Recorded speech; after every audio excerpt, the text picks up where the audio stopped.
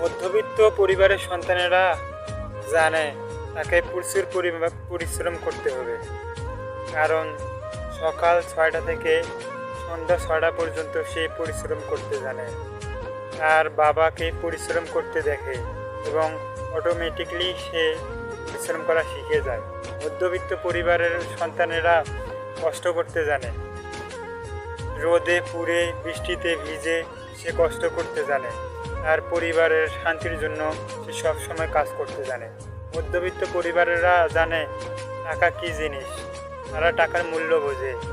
মধ্যবিত্ত পরিবারেরা জানে ঈদের নতুন জামা কাপড় কেনার কতটা কষ্টকর হয়। মধ্যবিত্ত পরিবারের সন্তানেরা জানে তার বাবা কত কষ্ট করে টাকা ইনকাম করে, তাদেরকে লালন পালন করে। মধ্যবিত্ত সন্তানেরা জানে তার শখ পূরণ করতে কতটা কষ্ট হয়।